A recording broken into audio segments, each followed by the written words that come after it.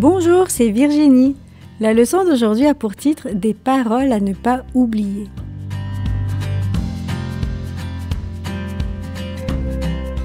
Le verset à mémoriser se trouve dans Deutéronome 11, verset 13. « Aimez et servez le Seigneur votre Dieu de tout votre cœur. » Arrive-t-il à tes parents de te dire « N'oublie pas de sortir les poubelles » ou « N'oublie pas de nourrir le chien » Ils te rappellent d'obéir. Les enfants d'Israël étaient sur le point d'entrer dans la terre promise sans Moïse.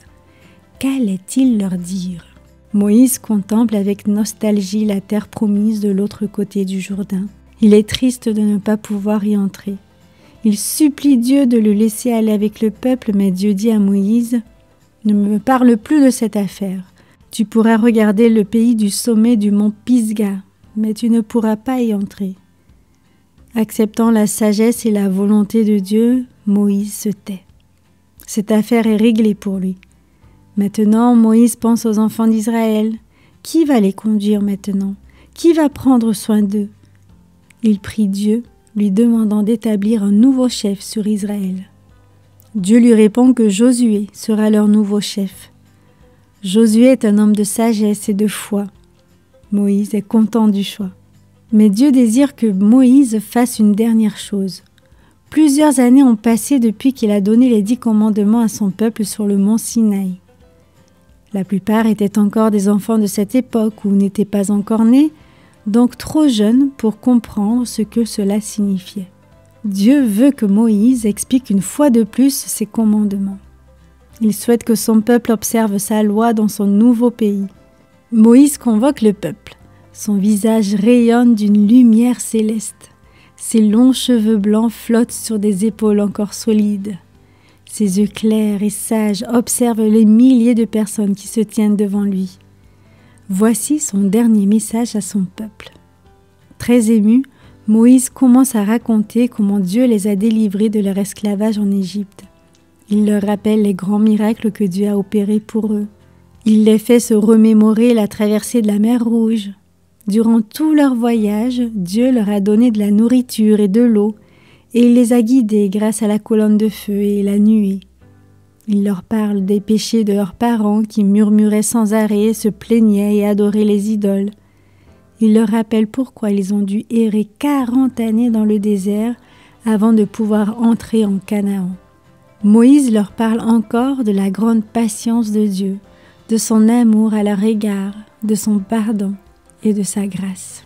Moïse leur dit que les règles que Dieu leur a données sont plus sages que toutes les règles des autres nations. Ils devront être un exemple de la sagesse de Dieu. Ils devront prendre soin des autres nations. Il leur annonce également les merveilleuses choses qui les attendent en Canaan. Puis Moïse révise avec eux toutes les lois. Il craint qu'ils ne les oublient et s'éloignent de Dieu.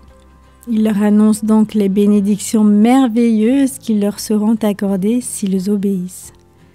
Il leur parle de richesse et de prospérité.